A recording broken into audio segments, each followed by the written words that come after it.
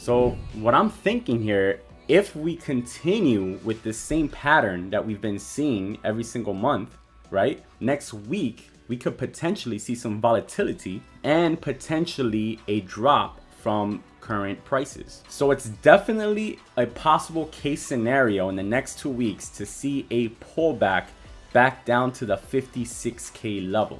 I would say between $56,000 to $55,000 would be the possible area for the pullback if it happens similar to these past months, if the pattern continues. Guys, we literally spoke about this on Friday's video.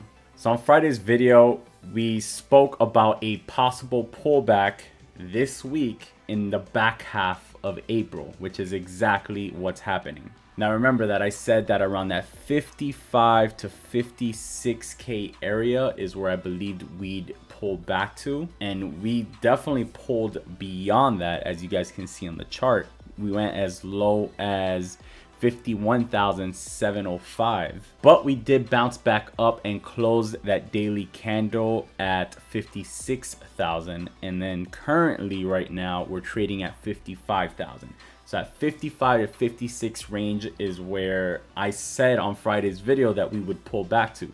Now I didn't expect it to pull back this fast. Here we are. So now what should we do and what should we expect? That's what we're going to talk about today.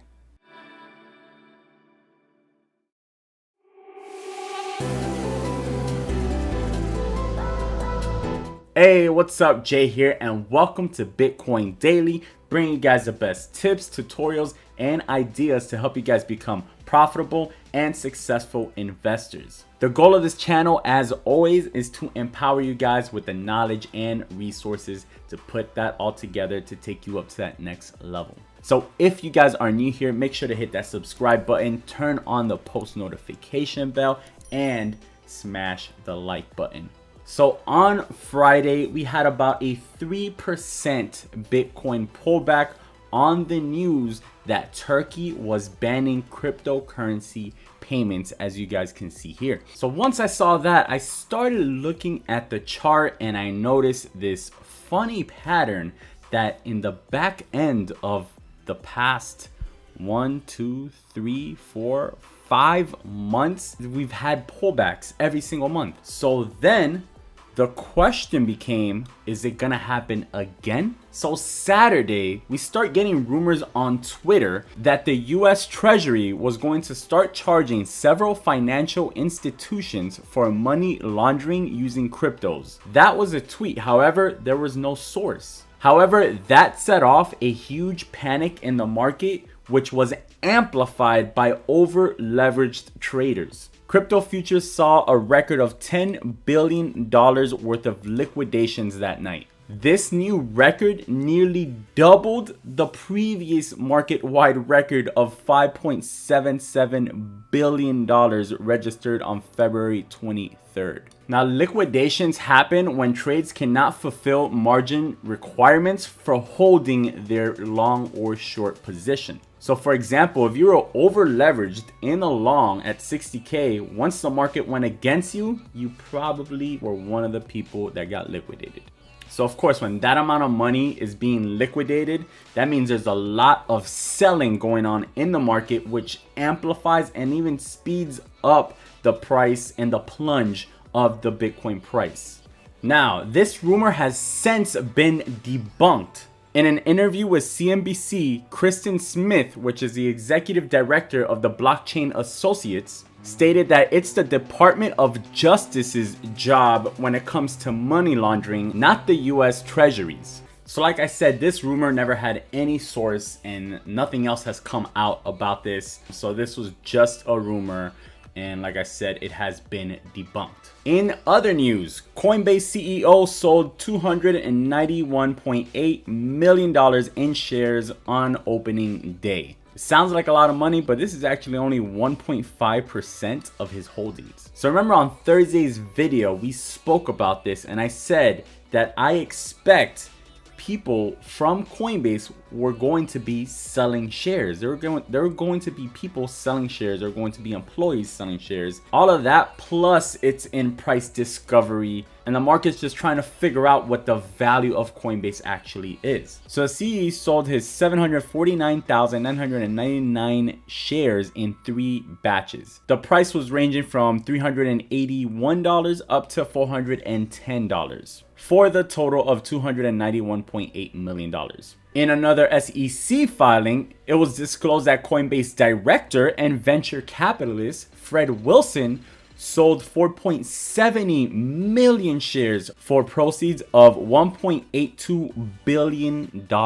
With the B, guys, billion. Also, his VC firm sold 4.7 million shares for the same amount of money. Together, by the sales of Wilson's and his firm's fund, they accounted for more than 2/3 of the $5 billion worth of shares sold. Another venture capitalist and director sold another 1.18 million shares for $449.2 million, according to various filings. So obviously the early investors were looking for liquidity and to get their money out of that investment in Coinbase. Also, directors from there wanted to also take some money out. And finally, the last piece of news today. Tomorrow is Doge Day. That's right, guys, Doge Day. Doge has been battling it out with XRP to pass it in market cap, as you guys can see here. Now everybody's calling 420 as Doge Day, and what does that mean for Doge? Who the hell knows? All I know is that it's up 28% today.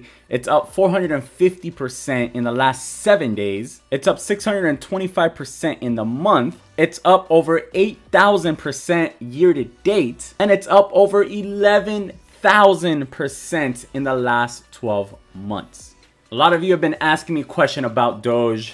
Sorry guys, I have no answers. All right, so let's jump into this Bitcoin chart. As you guys can see, this is the daily chart here. We've had 1, 2, 3. We're on the 4th red day in a row. This is the first time we've seen 4 red days in a row since February. Currently, we're holding right around that 55 to 54K level, exactly where I said that I would expect us to stick around because it's such a strong support area there. As you guys can see, this area has played support here many times over the last few months. So Bitcoin bulls are trying to protect that level yet again. Now, it is also a Fibonacci retracement level there, as you guys can see on that one, and on this Fibonacci retracement level as well. I have 2 different Fibonacci retracement levels set up, one on a higher time frame, one on a lower one.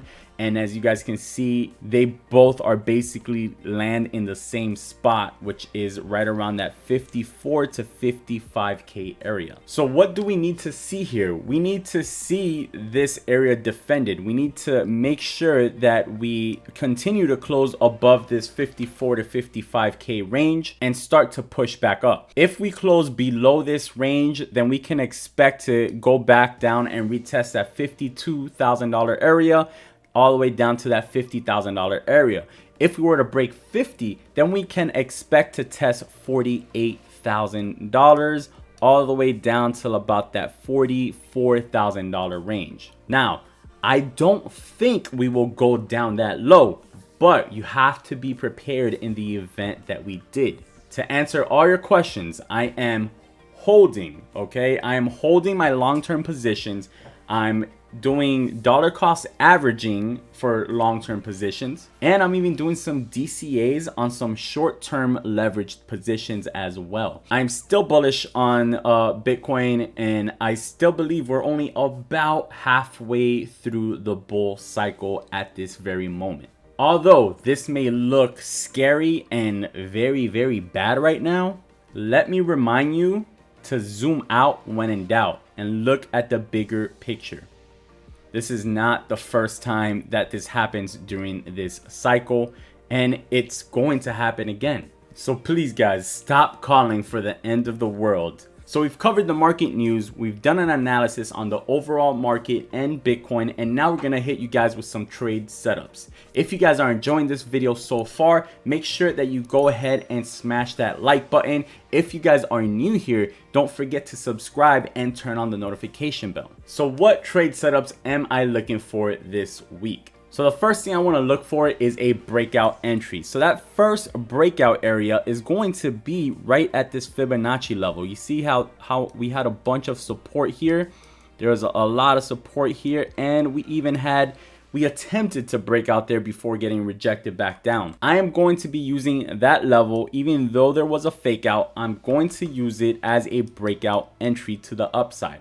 A breakout above this could potentially take us back to 60K. Now, if you're taking any of these trades, I recommend only risking 1% or less on each trade that you try to take here. Beyond that, the next level that I'm going to be looking for is above that 60K level. So if we break out above that 57, I believe that it can take us back up to that 60K.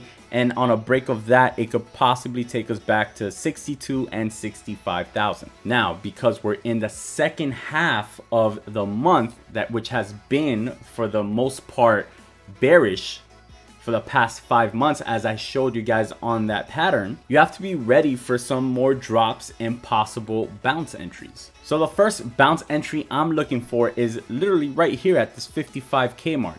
So I want to see a drop just like this and a bounce just like this. This is where you want to enter. You want to enter not while the prices are falling. You want to enter while the prices are jumping back up. So for example, if you saw this candle right here drop all the way down, you would have waited for it to get back above 55K.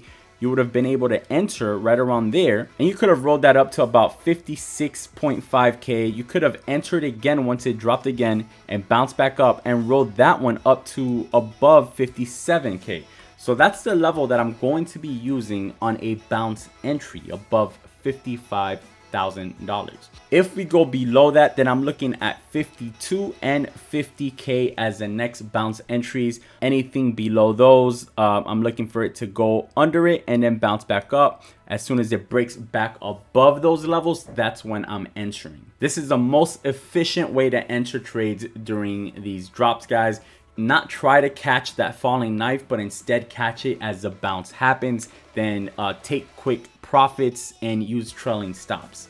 These are scalp trades, guys. These are scalp entries. For longer term entries, you could use these same levels to just DCA your way down. So you could buy some at 55, you could buy some at 52, buy some at 50, 48, and so forth. Every time it hits one of those major levels, you could add into your entry, into your trade. So it all depends what type of trader you are. Now for Ethereum, we didn't do an analysis on it today because it's basically just going to be following Bitcoin. So Bitcoin is the main thing to focus on this week. But we're going to touch on some trade setups that we will be watching in Ethereum because of course we will be trading it. So the first entry here, of course, is going to be this 2100 area. That's going to be, of course, a bounce entry there. As you guys can see, it's currently above 2100. Beyond that, we're looking at that 2200 area as a breakout entry here. And then, of course, we're going to be looking at 2300 as another breakout entry. As you guys can see, we fell out of that channel. If we go ahead and kind of extend it, you'll see that we fell out of it, but the Fibonacci retracement level here gave us a nice bounce back into the channel, and we're currently right at the bottom of it. So we do have a lot of support here. We have that Fibonacci level plus the bottom of the channel here at that 2100 level. So that's why I'm using 2100 as a bounce entry, and then I'm using 2200 as a breakout entry because that's going to be towards that top of the channel, which could possibly lead us out to a breakout. And remember this, our price target here, we're gonna have to lower our target because we don't know when that breakout was happening. So for example, if it happened in the next 2 days, then it still gives us more or less that same target around $2,700 for our price target for Ethereum overall. That is it for today, guys. I hope you guys have enjoyed this video. We touched on some market news that we got over the weekend. We spoke about this huge dump off, huge sell off, and why it happened. We did an analysis on Bitcoin, looked for some possible support opportunities and possible breakout scenarios where we can get back into the range. And of course, we covered trade setups to possibly make some profits on the bounce back up. So you guys already know what I'm doing. I am buying the dip as always and playing those bounce and breakout entries. If you guys enjoyed this video, make sure to smash that like button. If you guys are new here, don't forget to subscribe and turn on the notification bell. Thank you guys so much. I will see you tomorrow on the next one. As always, peace and love.